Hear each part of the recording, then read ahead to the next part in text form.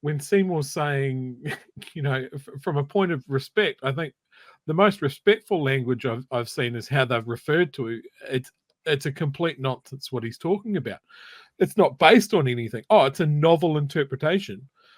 It's a lovely way to say what you've come up with here is batshit insane. Nobody Horse agrees shit. with you, and you are going to affect the social, the social cohesion of the entire country. Fucking hell. Yeah.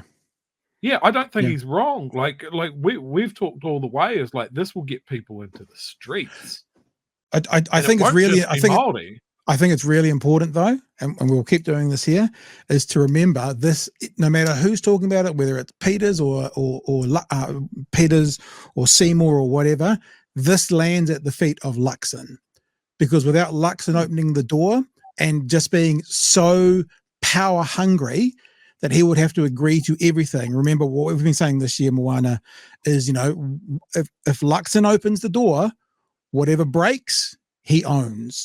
And so I think it's really important to actually put back on his feet. Yeah, it might be act policy or act principle, but we wouldn't be having this debate that could tear the country in two, Mr. Luxon, if you hadn't opened this door for these lunatics.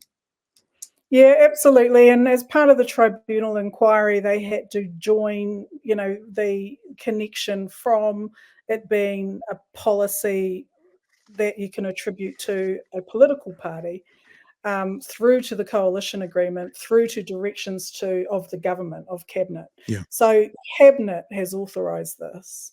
Cabinet now is responsible for, the decisions that it makes. So absolutely, it's at Luxon's table, and this government needs to be held accountable for effectively allowing the tail to wag the dog. Like, these are minority parties.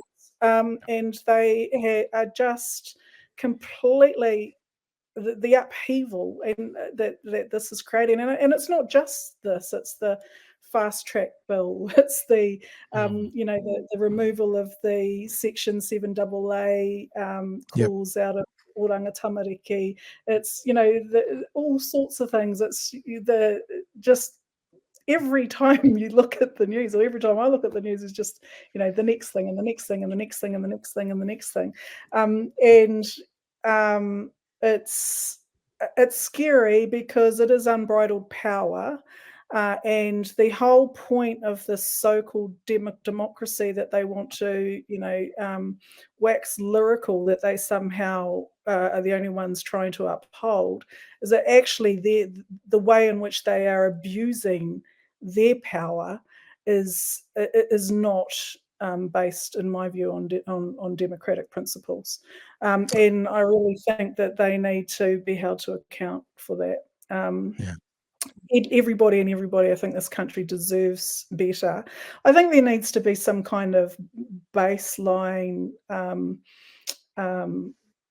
ability, IQ and at least literacy skills to even be able to run as an MP, quite frankly, given what we're experiencing.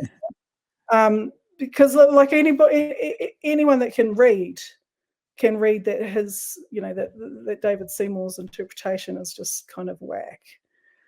Maybe that's the problem. ACT supporters can't read. Maybe that's what it is, Chewie.